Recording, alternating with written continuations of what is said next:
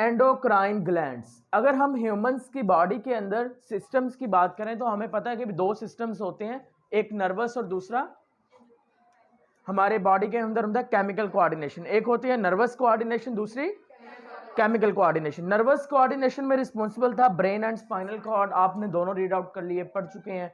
अब यहां पर आप लोग जो देखोगे वो केमिकल कोऑर्डिनेशन के जो रिस्पॉन्सिबल एजेंट्स होते हैं उनका नाम होता है ग्लैंड्स।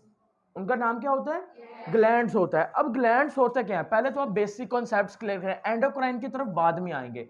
What is gland? बेटा ग्लैंड कहते हैं कोई भी ऑर्गन। अच्छा पहली बात मैंने इसको क्या कहा? ऑर्गन कहा। जिस तरह से हम ब्रेन के बारे में बात करते थे, हमने ब्रेन को भी ऑर्गन कहा, इसी तरह से मैं ग्लैंड्स को भी ऑर्गन कह रहा हूं। इसको ऑर्गन इसलिए कह रहा हूं क्योंकि ये टिश्यूज से मिलकर बना होता है। इसमें मुख्तलिफ टाइप्स के सेक्रेटरी टिश्यूज होते हैं जो कि स्पेशल सेक्रेशंस प्रोड्यूस करते हैं। दैट्स व्हाई इन ग्लैंड्स को क्या नाम देंगे? ऑर्गन्स का नाम ही देंगे। तो हम कहेंगे organs that produce chemicals. Organs that produce, जो पैदा करेंगे, क्या चीज पैदा करेंगे? Chemicals which performs some special function, which perform some special function in our body। जो हमारी बॉडी के अंदर क्या करेंगे? कोई खास काम सर अंजाम देंगे, उनको हम क्या नाम दे देते हैं? ग्लैंड्स का नाम देते हैं। अब अगर हम बेटा नर्वस की बात करें या नर्वस कोऑर्डिनेशन की बात कर लें, ब्रेन की बात कर लें, स्पाइनल कॉर्ड की बात कर लें, आपको उनकी फंक्शनिंग अच्छे से मालूम है, क्या क्या काम करते हैं, कौन कौन सा पार्ट क्या काम करेगा। लेकिन क्या किसी ने सोचा है कि जो आपका केमिकल कोऑर्डिनेशन सिस्टम है वो आपकी बॉडी के अंदर क्या काम कर रहा है? जिस तरह से आपकी बॉडी के अंदर नर्वस कोऑर्डिनेशन जरूरी होती है, उससे ज्यादा जरूरी केमिकल कोऑर्डिनेशन है। उसकी वजह, उसकी रीजन क्या है? उसकी रीजन ये है कि नर्वस कोऑर्डिनेशन आपको चाहिए जब आपको कोई डिसीजन बनाना है। डिसीजन बनाने के लिए कौन सी कोऑर्डिनेशन चाहिए होती है? नर्वस चाहिए होती है। लेकिन डिसीजन तो वही इंसान बनाएगा जो जिंदा होगा। क्या कभी कोई मुर्दा जो इंसान मर जाते हैं वो डिसीजन बनाते हैं, मैंने हाथ यहाँ पे मेरी अच्छी नहीं लग रही, लोग मुझे जो मैंने इधर रखना है, ऐसा करता है कोई? नहीं। तो जो जिंदा इंसान है तो बेटा वही बनाएगा डिसीजंस। अब उन डिसीजंस को बनाने के लिए ब्रेन का काम करना जरूरी है, और ब्रेन का काम करने के लिए होम्योस्टेसिस का मेंटेन होना जरूरी है। तो इट्स मींस दैट कि हम ये कह सकते हैं कि हमारी बॉडी के अंदर जो केमिकल कोऑर्डिनेशन सिस्टम है या जो ग्लैंड्स हैं वो रहेंगे, वो बॉडी की होम्योस्टेसिस कंडीशन को मेंटेन करेंगे, तो ही आपकी बॉडी के अंदर नर्वस कोऑर्डिनेशन कारआमद होगी। अदरवाइज एक वक्त के बाद वो नर्वस कोऑर्डिनेशन भी एलिमिनेट हो जाएगी। Is that clear? यहां तक बात समझ में आई? तो हम कहेंगे कि एंडोक्राइन कोऑर्डिनेशन जरूरी किस लिए होती है? आपने कहना है कि ये बहुत इंपॉर्टेंट कोऑर्डिनेशन है, बिकॉज अगर मैं रिप्रोडक्शन की बात कर लेता हूं, अगर मैं ग्रोथ की बात कर लेता हूं, रिप्रोडक्शन की बात कर लें, अगर हम बेटा बात कर लें ग्रोथ की, अगर मैं बात कर लूं सिंपली मेटाबॉलिज्म्स की, अगर बेटा हम बात कर लें सेल डिवीजन की, इसी तरह से बेटा अगर मैं बात कर लूं रीअब्जॉर्प्शन, आपने एक टॉपिक पढ़ा था रीअब्जॉर्प्शन वाला, अगर आपको याद हो तो, हाँ जी, जब आप लोग सेकंड जो चैप्टर था आपका, चैप्टर नंबर आपका 11 होम्योस्टेसिस में आप किडनी वाला पोर्शन पढ़ रहे थे, वहां पर एक टॉपिक आया था कि रीअब्जॉर्प्शन कैसे होती है, जिसका टॉपिक का टाइटल था कि ऑस्मोरेगुलेशन इन किडनी या ऑस्मोरेगुलेटरी फंक्शन इन किडनी। तो हमने कहा था कि जब बॉडी के अंदर पानी कम होता है उस वक्त जो किडनीज है उसमें रीअब्जॉर्प्शन बढ़ जाती है। अब रीअब्जॉर्प्शन बढ़ाता कौन है? That is the glands. तो हम यहां पे लिखते हैं reabsorption of water from kidney. इसी तरह से अगर बेटा मैं यहां पे लिख लूं मेटामॉर्फोसिस,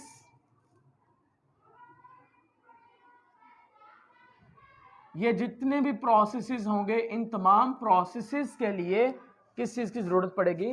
ग्लैंड्स की जरूरत पड़ेगी। Is that clear? Chemical coordination ज़रूरी क्यों है? क्योंकि केमिकल कोऑर्डिनेशन के रिस्पॉन्सिबल जो फैक्टर्स होते हैं, ऑर्गन्स हैं, वो ग्लैंड्स हैं। ग्लैंड्स जो होते हैं वो इन तमाम कामों को कंट्रोल करते हैं।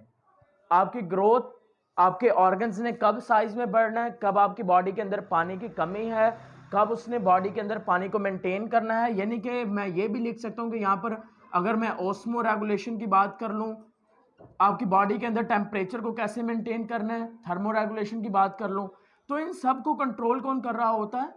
आपका एंडोक्राइन सिस्टम, या फिर आप ग्लैंड्स कह सकते हैं कि आपके जो ग्लैंड्स हैं वो इस चीज़ को मेंटेन करेंगे। देखेंगे होता इस तरह से, आपने ऑब्जर्व किया होगा सर्दियों के सीजन में आपके जो हाथों की फिंगर्स होती हैं और जो आपके पाँव की फिंगर्स होती हैं वो ठंडी रह जाती हैं, बाकी पूरा बॉडी का जो टेम्परेचर होता है वो काफ़ी सही रहता है, ठीक है। तो इसी वजह से बहुत सारे बच्चे जब लेक्चर्स ले रहे होते हैं ऐसे करके बैठे होते हैं, थोड़ा सा ऐसे ही है ना। तो उसकी रीज़न ये होती है कि बेटा जो ब्लड की सप्लाई है आपकी हाथों की तरफ कम कर दी जाएगी। क्यों? क्योंकि सभी आपको पता है ना कि हम अपनी बॉडी को कवर करके रखते हैं, लेकिन सिर्फ हमारे हैंड्स, हमारा जो नोज वाला हिस्सा होता है, ठीक है, नाक भी ठंडी रहती है, नोज वाला रीजन है, और हमारा जो पाँव वाले हिस्से होते हैं ये मोस्टली लोगों के क्या रहते हैं कि हम इनको ढांपते नहीं हैं। जिससे क्या होता है कि बेटा आपने याद रखना है कि आपका जो ग्लैंड्स होंगे वो ऑटोमेटिकली ब्लड की सप्लाई को रोक देगा, जिसकी वजह से आपकी जो फिंगर्स हैं वो क्या हो जाएंगी? ठंडी हो जाएंगी। वो इसलिए रोकेगा ताकि बॉडी का टेम्परेचर लॉस ना हो, थर्मो रेगुलेशन को मेंटेन किया जा सके। इसका सिर्फ इतना सा काम होता है। यानी कि ये जितने भी इंपॉर्टेंट प्रोसेसेस हैं बॉडी के अंदर हो रहे हैं, ये सारे के सारे कौन कंट्रोल करेगा? ग्लैंड्स कंट्रोल करेगा। अब बात ये है कि भाई ग्लैंड्स कंट्रोल कैसे करेगा, ग्लैंड्स इन चीज़ों को कैसे कंट्रोल कर रहा है? देखिए ग्लैंड्स इन चीज़ों को कंट्रोल कर रहा है और इसका जो रीजन है वो हमें बताएंगे इसकी डेफिनेशन। जैसा कि मैंने यहां पे लिखा कि ग्लैंड्स ऑर्गन्स होंगे जो क्या प्रोड्यूस करेंगे? केमिकल्स। इसका मतलब ये है कि बेटा कि केमिकल्स प्रोड्यूस करेंगे ग्लैंड्स, और वो जो केमिकल्स होंगे वो केमिकल्स बॉडी के अंदर मुख्तलिफ काम सर अंजाम देंगे। जैसा कि यहाँ पर कुछ हमने काम का जिक्र किया। यहाँ पर एक नई टर्म आपके लिए है, वो मैंने आपको नहीं अभी तक बताई, that is a metamorphosis. Metamorph, morph कहते हैं शेप को, मेटामॉर्फोसिस होता क्या है? देखो जब एक फ्रॉग बनता है ना, फ्रॉग एक अडल्ट स्टेज में नहीं होता, लार्वल स्टेज में होता है, तो बेटा उसकी टेल होती है, उसकी क्या होती है? टेल होती है। लेकिन जब वो अडल्ट बन जाएगा, जब वो फ्रॉग में कंप्लीट हो जाता है तो उसकी टेल खत्म हो जाती है। यानी कि एक ऑर्गेनिज्म जब डेवलपमेंट के प्रोसेस में होता है उसको हम क्या नाम दे देंगे? मेटामॉर्फोसिस। यानी कि अब उस फ्रॉग की जो टेल का गायब हो जाना है, उस टेल के गायब होने के पीछे क्या चीज? ग्लैंड्स है। समझ आ गई बात? अगेन बात समझ में आ गई मेटामॉर्फोसिस क्या होता है? समझ में आई? कोई क्वेश्चन तो नहीं है यहां तक? ओके अब बेटा हम बात कर लेते हैं यहाँ पे ग्लैंड्स के बारे में। ग्लैंड्स कितनी टाइप्स के होते हैं? एंडोक्राइन अभी भूल जाएं, अभी हम ग्लैंड्स की सिंपल बात कर रहे हैं, ठीक है। अगर बेटा हम ग्लैंड्स की बात करें ना, तो जो ग्लैंड्स होते हैं इसकी मेजर दो टाइप्स होती हैं। एक हमारे पास होंगे एक्सोक्राइन ग्लैंड्स, दूसरे होंगे एंडोक्राइन ग्लैंड्स। अब दोनों में फर्क क्या होता है? ये शार्ट क्वेश्चन बन सकता है तो आप इसको लिख लें। फर्स्ट वन आ गया आपके पास एक्सोक्राइन ग्लैंड्स, और दूसरा यहां पे हम लिख लेते हैं बेटा एंडोक्राइन ग्लैंड्स। बेटा एक्सोक्राइन ग्लैंड्स बहुत सारे लोगों के जहन में शायद यही इस वक्त आ रहा होगा कि शायद ये बॉडी के आउटर साइड्स पे पाए जाएंगे, तो इसका मतलब ये नहीं होता एक्सोक्राइन का, बल्कि एक्सोक्राइन ग्लैंड्स का मतलब होगा ऐसे ग्लैंड्स जिनके पास डक्ट्स मौजूद होती हैं। ऐसे ग्लैंड्स जिनके पास क्या मौजूद होंगी? डक्ट्स मौजूद होंगे। यानी कि जब वो अपने केमिकल रिलीज करेंगे, वो केमिकल रिलीज किसकी मदद से करेंगे? डक्ट्स में रिलीज करेंगे, उनको एक्सोक्राइन का नाम देंगे। और ऐसे ग्लैंड्स जो अपने केमिकल रिलीज तो करेंगे लेकिन उनके पास डक्ट्स मौजूद नहीं होंगी, उनको क्या नाम देंगे? एंडोक्राइन का। अब एक्सोक्राइन, पहली बात आप यहां पे लिख लें कि डक्ट्स आर प्रेजेंट। एक बात तो क्लियर है कि वो ग्लैंड है तो बेटा क्या प्रोड्यूस करेंगे? Produce chemicals. क्या प्रोड्यूस करेंगे? केमिकल्स। और वो जो केमिकल्स होंगे उन केमिकल्स को हम स्पेशल नाम देते हैं, that's name is a hormones. क्या कहते हैं? हार्मोन्स का नाम देते हैं। अब देखिए जरा, एक्सोक्राइन ग्लैंड्स प्रोड्यूस हार्मोन्स, और बेटा इनके पास डक्ट क्या होंगी, डक्ट आर प्रेजेंट्स, इनके पास डक्ट्स मौजूद होती हैं। मैं यहाँ पर चंद एक एक्सोक्राइन ग्लैंड्स की एग्जांपल्स लिख देता हूँ, आप लोग नोट कर लेना। बेटा पहला gland exocrine gland, that's name is a sweat gland. फिर एक exocrine gland, that's name is a lacrimal gland. ये सारे ग्लैंड्स आपने पढ़े हैं। एक और ग्लैंड बेटा जिसका नाम होता है स्लेवरी ग्लैंड, पढ़ा था ना 9th में, स्लेवरी ग्लैंड। बेटा फिर एक और ग्लैंड होता है, that's name is a memory gland. एक और ग्लैंड है, that's name is pancreas. Digestive glands जो स्टोमक में होंगे, इंटेस्टाइनल ग्लैंड्स, ये वो सारे ग्लैंड्स हैं जिनके पास डक्ट्स मौजूद होती हैं। Is that clear? बात समझ में आ गई? ठीक है। अब आपको तो पता ही है कि स्वेट ग्लैंड क्या प्रोड्यूस करेंगे, स्वेटिंग में इन्वॉल्व होंगे। Lacrimal glands tears, saliva. Memory gland milk production. Pancreas, pancreas क्या रिलीज कर रहा होता है? वेरी गुड, कौन बच्चा बोला है? वेरी गुड, इंप्रूवमेंट अच्छी है बेटा। डाइजेस्टिव जूस, आपके पास गैस्ट्रिक जूस इसको कहते हैं।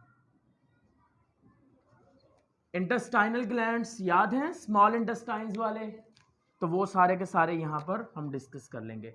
तो ये वो सारी चीज़ें हैं बेटा जो हमने यहाँ पर याद रखनी है कि ये हमारे सारे के सारे ग्लैंड्स होंगे एक्सोक्राइन ग्लैंड्स। इनके अलावा मेरा ख्याल शाज़ो नाज़र कोई ग्लैंड रह गया होगा जो आपकी बॉडी में पाया जाता है, या फिर अगर नहीं लिखवाया गया तो वो आपके लेवल का नहीं है। Is that clear? अब हम बात करते हैं एंडोक्राइन ग्लैंड्स की। तो कौन डेफिनेशन लिखवाना चाह रहा है? एक बात तो क्लियर है, ग्लैंड्स हैं तो क्या प्रोड्यूस करेंगे, केमिकल्स का नाम क्या है, हार्मोन्स, और इनके पास क्या होंगे, डक्ट होंगे कि नहीं? तो मैं कहूंगा कि डक्ट लेस होंगे, या फिर मैं लिख देता हूं कि डक्ट्स आर एब्सेंट्स। तो हम एक सिंपल सी वर्डिंग लिखते हैं, डक्ट आर एब्सेंट्स होंगे। Also produce hormones. और एक चीज तो बेटा क्लियर है कि आपको जो यहां पे ग्लैंड्स करवाए जाएंगे वो कौन सी आपने पढ़ने हैं, एंडोक्राइन ग्लैंड्स, क्योंकि ऊपर टाइटल आपकी जो बुक में है वो एंडोक्राइन का ही है। तो हम यहां पे चंद एक लिख लेते हैं। First one is the pituitary gland. Second में लिख लेता हूं थायराइड ग्लैंड। बेटा यहां से एमसीक्यूज बनेगा। आपकी बॉडी का सबसे बड़ा ग्लैंड एंडोक्राइन ग्लैंड, बॉडी का सबसे बड़ा ग्लैंड तो लीवर ही है। सबसे बड़ा एंडोक्राइन ग्लैंड कौन सा है? Thyroid gland. अच्छा जी, इसके अलावा और लिख लेते हैं बेटा, पैंक्रियाज लिख लें। हाँ, ये चीज बेटा लाजमी याद रखिए, अगर किसी बच्चे के जहन में क्वेश्चन है कोई ऐसा ग्लैंड है जो एक्सोक्राइन भी है एंडोक्राइन भी है, तो वो है हमारे पास, that's name is a pancreas. Pancreas एक ऐसा ग्लैंड है जो कि उसके कुछ हिस्सों के पास डक्ट्स होती हैं, कुछ हिस्सों के पास डक्ट्स नहीं होती। इसी वजह से उसका कुछ हिस्सा एक्सोक्राइन ग्लैंड का काम करता है और कुछ हिस्सा एंडोक्राइन ग्लैंड का काम भी करता है। हाँ जी जी बेटा, लीवर जब आरबीसी को तोड़ता है तो तोड़ने के बाद वो कहाँ पे भेजता है, गाल ब्लैडर में एक बाइल डक्ट, लीवर डक्ट होती है, उसके जरिए से। ठीक है, तो वहां पे डक्ट तो प्रेजेंट है। अच्छा जी, यानी कि डाइजेस्टिव एंजाइम जितने भी हैं ना वो यहाँ पे इसीलिए तो लिखे गए हैं डाइजेस्टिव जूस, तो वो उसके अंदर ही आ जाएगा। समझ आ गई बात? ओके जी, अब ये तो होगी बेटा हमारा ग्लैंड्स का इंट्रोडक्शन और उसकी कुछ टाइप्स पढ़ ली। अब हम चलते हैं कि ग्लैंड्स ने केमिकल प्रोड्यूस किए थे जिनका काम था बॉडी के अंदर स्पेशल काम को सरंजाम देना, और हमने उसको एक स्पेशल नेम दे दिया हार्मोन्स का। हार्मोन्स के बारे में थोड़ी बात कर लेते हैं। अब हार्मोन्स क्या होते हैं?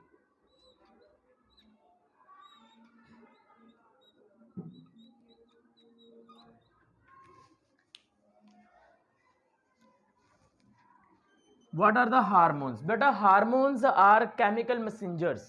हार्मोन्स क्या होते हैं? केमिकल मैसेंजर्स होते हैं जो कि बॉडी के अंदर एक स्पेशल काम करेंगे। तो मैं यहाँ पे लिख लेता हूँ, chemical messengers that performs specific functions in humans body, उसको क्या नाम दे देंगे? उसको हम नाम दे देंगे हार्मोन्स का। अच्छा, जब हमने स्टार्ट किया तो मैंने आपको एक और चीज़ कही थी।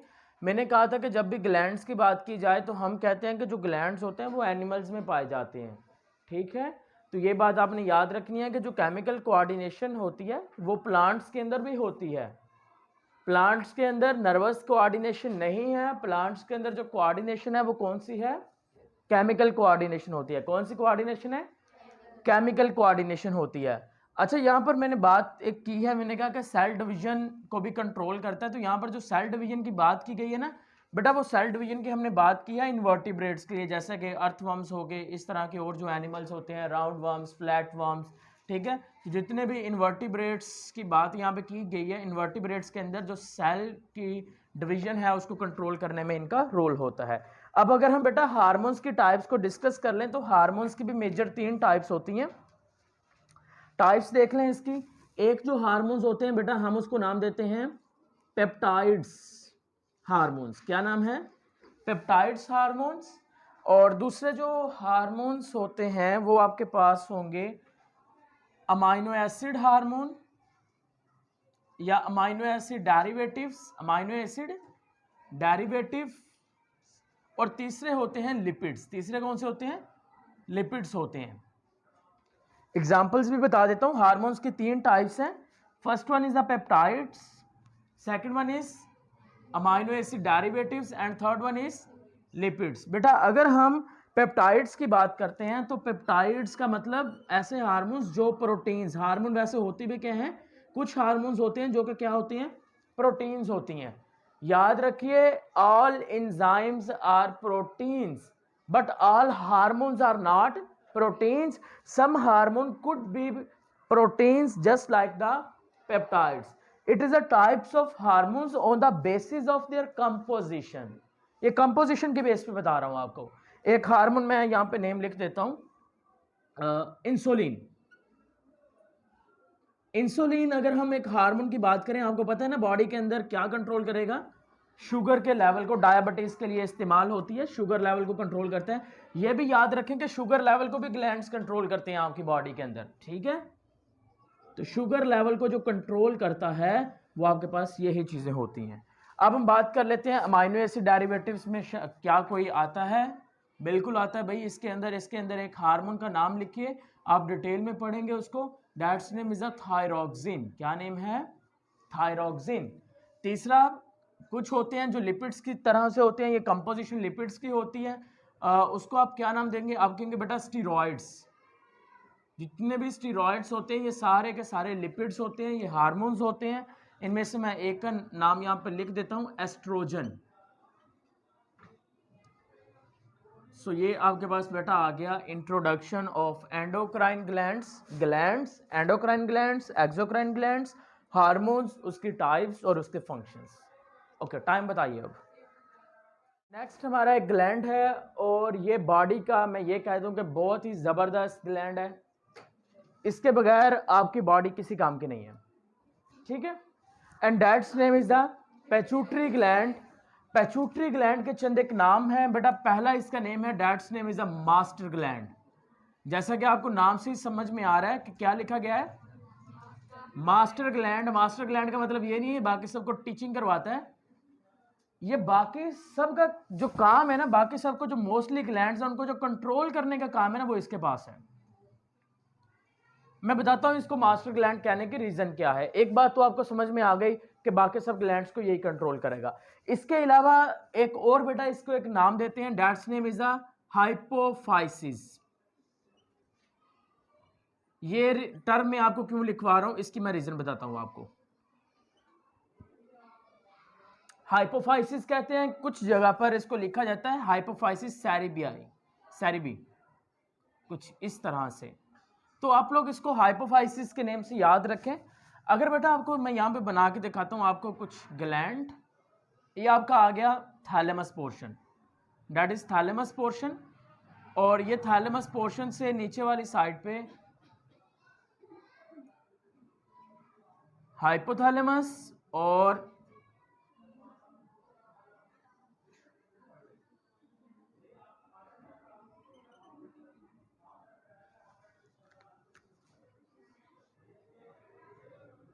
ये बेटा आपके पास आ गया थैलेमस पोर्शन, ठीक है। थैलेमस के नीचे ब्रेन का कौन सा पार्ट होता है? हाइपोथैलेमस, ये हाइपोथैलेमस आ गया। और अगर हम पेट्यूटरी ग्लैंड की बात करें तो इसके बेटा लोब्स होते हैं। अगर आपको याद हो तो मैंने आपको लोब्स समझाए थे। लोब्स कहते हैं किसको हैं? लोब्स कहते हैं वो हिस्सा जो बाकी ऑर्गन से क्या हो, थोड़ा अलग हो, उसको क्या कहते हैं? लोब का नाम देते हैं। तो इसके बेसिकली 3 लोब्स होते हैं। बुक में 2 लोब्स हैं तो 2 ही पढ़ने हैं, डायग्राम में 3 बना दिए हैं। एक आपके पास ये वाला लोब है, that's name is anterior lobe. ये आपके पास बेटा एंटीरियर लोब आ गया। ये आपके पास आ गया पोस्टीरियर लोब पीछे वाली साइड पर, और ये बीच में आ गया, that's name is a median lobe. ये 3 लोब आ गए।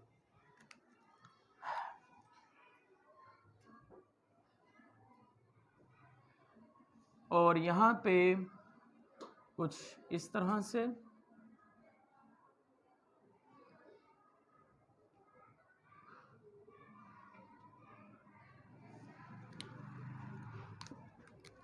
ये पैगाम यहां से प्रोड्यूस होंगे और ये जाएंगे आपके एंटीरियर लोब में भी, और यहीं से कुछ सिग्नल्स प्रोड्यूस होके जाएंगे आपके पोस्टीरियर लोब्स के अंदर भी। अगर आप में से यहाँ पे कोई बनाना चाहता है कुछ इस तरह से तो बना लें, ज़्यादा ज़रूरी नहीं है, बनाना चाहें तो कर लें, ठीक है, दैट्स गुड। ये बस यहाँ पे डक्ट्स बनाई गई हैं और कुछ भी नहीं है। Is that clear? तो यहाँ पे अगर गौर से देखें बेटा, अब होता क्या है, मास्टर ग्लैंड इसको कहने की रीज़न ये है कि it produce 2 types of hormones. First one is a primary hormone and second one is a trophic hormone. Primary plus trophic hormone, ये दोनों हार्मोन प्रोड्यूस करता है, तो इसी वजह से इसको मास्टर ग्लैंड कहते हैं। अब बेटा आपको इन हार्मोन्स के बारे में भी इंट्रोड्यूस करवा दूं। प्राइमरी हार्मोन का मतलब एक ऐसा हार्मोन जो डायरेक्टली तौर पे जाकर अपना काम करे। सपोज डैट मैं आपको, आप में से किसी को कहता हूँ जाए पानी लेके आए, ठीक है, मैंने जीआर को कहा कि भाई पानी लेके आओ। अब अगर तो ये जाके खुद पानी लेके आती है तो वो इसका प्राइमरी रोल है। मैंने इसको कहा, ये खुद नहीं गई, इसने नेक्स्ट आगे वालों को कह दिया जाओ भी तुम जाओ, सही है। तो ऐसा जो काम होता है वो ट्रॉफिक होता है, ठीक है। प्राइमरी हार्मोन का मतलब कि पेट्यूटरी ग्लैंड एक हार्मोन प्रोड्यूस करेगा, वो उसका जो काम होगा वो जाके अपना काम कर देगा। ट्रॉफिक हार्मोन का मतलब एक ऐसा हार्मोन जो प्रोड्यूस होगा पेट्यूटरी ग्लैंड से, वो जाएगा किसी और ग्लैंड के पास, वो जाएगा किसी और ग्लैंड के पास, उसको जाके कहेगा कि तुम सेक्रेशन रिलीज करो। ऐसे हार्मोन को क्या नाम देंगे? Trophic hormone. क्योंकि पेट्यूटरी ग्लैंड प्राइमरी हार्मोन भी प्रोड्यूस करता है, ट्रॉफिक हार्मोन भी प्रोड्यूस करता है, इसी वजह से उसको क्या नाम देते हैं? पेट्यूटरी ग्लैंड को क्या नाम देते हैं? मास्टर ग्लैंड का नाम भी देते हैं। इधर जाओ 9th में और उनको कहो कि बैठ के ना वो तैयार करो अपना चैप्टर नंबर 1, ठीक है। अब यहाँ पे दूसरा नाम बेटा मैंने लिखा है पेट्यूटरी ग्लैंड का, that's name is the hypophysis. अब इसको हाइपोफाइसिस ही क्यों कहा? उसकी रीजन ये होती है कि अगर आप इस पेट्यूटरी ग्लैंड को जरा गौर से देखें तो आपको पता चलेगा कि बेटा ये जो पेट्यूटरी ग्लैंड है ये असल में मौजूद होता है बिल्कुल नीचे। किसके बिल्कुल नीचे है? थैलेमस और हाइपोथैलेमस के। तो ये थैलेमस और हाइपोथैलेमस के चूंकि बिल्कुल नीचे वाली साइड पर मौजूद होता है, इसी वजह से हम इसको क्या नाम देते हैं? हाइपोफाइसिस। हाइपोफाइसिस निकला है एक ग्रीक वर्ड से और इसका मतलब होता है टू बिलो, नीचे की जानिब, ठीक है। तो दैट्स वाई इसी की वजह से हम इसको हाइपोफाइसिस भी कह सकते हैं कि ये क्योंकि ब्रेन वाले साइड से नीचे मौजूद होता है, दैट्स इसी वजह से। Is that clear? समझ में आ गई बात यहाँ तक? हाइपोफाइसिस क्यों कहा गया, मास्टर ग्लैंड क्यों कहा गया? अब इसकी जो शेप होती है आपको पता है ना, क्या शेप होगी? पी शेप होती है, ठीक है। क्या होगी? पी का जो मटर का एक दाना होता है उसके तरह का होता है, और बेटा इसकी जो शेप है आप लिख लेंगे ओवल शेप है। क्या है? ओवल शेप है। और एक अडल्ट इंसान के अंदर इसका जो मैस होगा 0.5 ग्राम तक रहता है, डेट्स इट, बस। Is that clear? अब हम बात कर लेते हैं पिट्यूटरी ग्लैंड की सेक्रेशंस और इनके लोब्स के बारे में। अगर हम पिट्यूटरी ग्लैंड के लोब्स की बात करें तो नो डाउट कि ये आगे वाला जो हिस्सा होगा उसका नाम क्या होगा? Anterior lobe. क्या नेम होगा? एंटीरियर लोब होगा आगे वाला हिस्सा। बेटा जो एंटीरियर लोब होगा ये कुछ हार्मोन रिलीज करेगा। इन हार्मोन्स के बारे में थोड़ी बात कर लेते हैं। इनमें से जो पहला हार्मोन प्रोड्यूस किया जाएगा उसको हम नाम देंगे STH, और दूसरे हार्मोन का नाम होगा TSH। याद रहेगा? सिंपल सी मैंने आपको करवा दिया, STH एंड TSH। अब STH और TSH क्या होता है आपने याद रखना कि STH is abbreviated for somatotrophic hormone. Somatotrophic hormone, और दूसरे का नेम होगा thyroid stimulating hormone. Thyroid stimulating hormone. अब बेटा आपके पास जो STH होता है ना, thyroid stimulating somatotrophic hormone, STH, इसका काम क्या होता है? इसका काम होता है कि हमारी बॉडी के अंदर जो ग्रोथ है ना उसको कंट्रोल करता है। ग्रोथ को क्या करता है? कंट्रोल करता है, स्पेशली उस वक्त जब ग्रोथ का प्रोसेस हो रहा होता है। फॉर एग्जांपल आपने देखा होगा कुछ लोग देखे होंगे जिनके जो बॉडी ऑर्गन्स होते हैं वो बहुत बड़े होते हैं। फॉर एग्जांपल कईयों के हाथ लंबे होते हैं। कानून के हाथ तो वैसे लंबे होते हैं, बच के रहना, कोई जुर्म ना करना, ठीक है? सुनिए ना ये बात, कानून के हाथ लंबे हैं तो वो इस हार्मोन की वजह से नहीं है, वो तो वैसे उनके लंबे हैं क्योंकि अप्रोच ज़्यादा होती है। लेकिन आपने याद रखना है कि कुछ लोगों में ये सोमैटोट्रॉफिक जो हार्मोन होता है STH वो कम प्रोड्यूस होता है। जब वो कम प्रोड्यूस होता है तो वो छोटे छोटे रह जाते हैं। एग्जाम्पल आपको पता ही है। फिर कुछ लोग होते हैं जिनकी बॉडी में STH ज़्यादा प्रोड्यूस हो जाता है। ड्यूरिंग द जो ग्रोथ पीरियड होता है ना, उस पीरियड के दौरान ज़्यादा प्रोड्यूस हो जाता है, उनका कद बड़ा हो जाता है, काफ़ी लंबे हो जाते हैं। फिर पंजाबी में एक कहावत कहते हैं कि इसकी अक्ल किधर है? घुटनों में है। फिर इसी तरह से सम टाइम क्या होता है कि ग्रोथ का पीरियड गुजर जाता है। ग्रोथ का पीरियड गुजरने के बाद हार्मोन की सेक्रेशन बढ़ जाती है। जब ग्रोथ का पीरियड गुजरने के बाद हार्मोन की सेक्रेशन बढ़ेगी, फिर पूरी जो बॉडी है ना वो साइज में नहीं बड़ी होगी, उसकी बॉडी के चंद एक हिस्से साइज में बड़े होंगे। हाथ हो सकते हैं, पैर हो सकते हैं, या ठीक है लेग्स हो सकती हैं। फिर ऐसे इंसान की भी काफ़ी प्रॉब्लम रहती है, उसको कुछ भी पहनाओ ना उसके बाजू छोटे होते हैं, बाकी फिट होता है। अगर बाजू पूरे करो तो वो ऐसे खुला हो जाता है, ठीक है? तो उनको ये प्रॉब्लम रहती है। तो बताने का मकसद ये है कि बेटा तीन तरह की देखें होगा कुछ इस तरह से कि जो मैसेज आएगा, मैसेज किसके पास आएगा बेटा? मैसेज आएगा हाइपोथैलेमस के पास। किसके पास आएगा? हाइपोथैलेमस के पास। हाइपोथैलेमस क्या करेगा? हाइपोथैलेमस उस मैसेज को या तो एंटीरियर में भेजेगा या पोस्टीरियर में भेजेगा। मीडियन की तो बात नहीं करनी हमने, ठीक है? लेकिन आपने याद रखना कि बीच में एक और भी होगा तीसरा, उसका नाम क्या होगा? मीडियन। तो आपका जो हाइपोथैलेमस होगा वो मैसेज को देखेगा। मैसेज, सपोज दैट मैं एक मैसेज आपको बता देता हूँ। मैसेज आया भाई बॉडी के अंदर पानी की कमी है, बॉडी के अंदर पानी की क्या है? कमी है, पानी के एब्जॉर्प्शन को बढ़ाया जाए। मैसेज आएगा हाइपोथैलेमस के पास। हाइपोथैलेमस उस मैसेज को इधर वाले साइड पे भेज देगा पोस्टीरियर को, भेजाओ भाई पोस्टीरियर लोब अपना काम करो, हार्मोन रिलीज करो ताकि किडनीज के अंदर रीएब्जॉर्प्शन बढ़ सके। किडनी को कैसे पता चलेगा उसने बढ़ाना है? क्योंकि किडनी को बताएगा कौन? हार्मोन्स। हार्मोन कौन प्रोड्यूस करेगा? लोब्स। अब एंटीरियर लोब से अगर तो बेटा STH नॉर्मली प्रोड्यूस नहीं होता तो 3 महीने का डिसऑर्डर्स हो सकती हैं। एक तो आपके पास बेटा ड्वार्फिज्म, पहली कौन सी है? ड्वार्फिज्म। ड्वार्फिज्म कहते हैं बोनापन को। अगर ये हार्मोन कम प्रोड्यूस हुआ तो ड्वार्फिज्म है। दूसरा लफ्ज होता है जायगेंटिज्म। अगर ये ज्यादा प्रोड्यूस हो गया तो जायगेंटिज्म।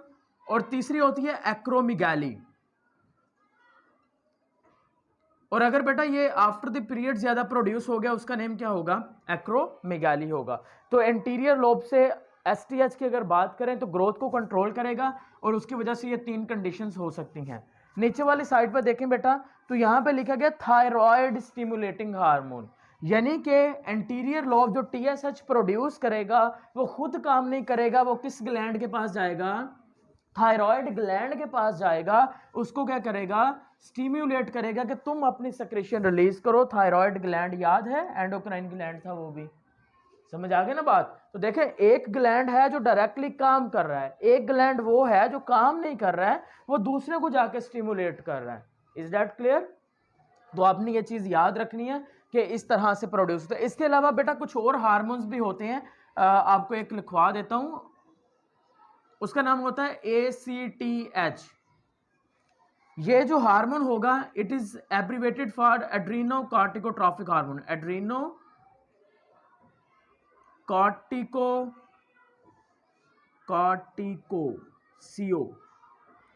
कार्टिकोट्रॉफिक हार्मोन। और ये बेटा देखें, ये जो हार्मोन होगा ना, प्रोड्यूस कौन करेगा, anterior lobe of pituitary gland, जाएगा किसके पास, एड्रीनो लिखा गया है, तो बेटा ये जाएगा एड्रीनल ग्लैंड के पास। एड्रीनल ग्लैंड्स कहां पर होते हैं, आपकी जो किडनीज होती हैं, किडनीज के ऊपर जो ग्लैंड्स होंगे उनका नाम क्या होगा, एड्रीनल ग्लैंड। तो ये एड्रीनल ग्लैंड को जाके स्टिमुलेट करेगा, आप भाई अपने सेक्रेशन रिलीज करिए, आपको काम आ गया, ठीक है। तो ये आ गया यहां तक, ये हो गया बेटा हमारा एंटीरियर लोब। अब हम बात कर लेते हैं पोस्टीरियर लोब के बारे में। पोस्टीरियर लोब छोटा सा ही है, इससे 2 सेक्रेशन रिलीज होनी है, काम खत्म हो जाएगा हमारा। पोस्टीरियर लोब से बेटा एक हार्मोन रिलीज होता है, that's name is a vasopressin. उसका नेम क्या होता है, वैसोप्रेसिन हार्मोन। और इसका एक दूसरा नाम भी होता है, आपको बताया था, ADH, अगर याद हो तो। ADH stands for, very good, anti diuretic hormone. तो बेटा सम टाइम क्या होता है कि आपकी जब बॉडी के अंदर पानी की कमी होती है, पानी की कमी के नतीजे में डिटेक्ट करेगा आपका हाइपोथैलेमस, वो मैसेज भेजेगा यहाँ से पोस्टीरियर ग्लैंड को, posterior lobe of pituitary gland को, ये प्रोड्यूस करेगा वैसोप्रेसिन। वैसोप्रेसिन यहाँ से निकलेगा, क्योंकि हमने कहा कि पिट्यूटरी ग्लैंड एंडोक्राइन ग्लैंड है तो डक्ट उसके पास होंगी नहीं। वैसोप्रेसिन डायरेक्टली तौर पर ऐड कर दिया जाएगा ब्लड में, ब्लड के रास्ते से, ये ब्लड के जरिए से वैसोप्रेसिन पहुंचेगा किडनी में, और किडनी के अंदर जाके क्या करेगा बेटा, ये रीएब्जॉर्प्शन के प्रोसेस को बढ़ा देगा। क्या करेगा, रीएब्जॉर्प्शन के प्रोसेस को बढ़ा देगा।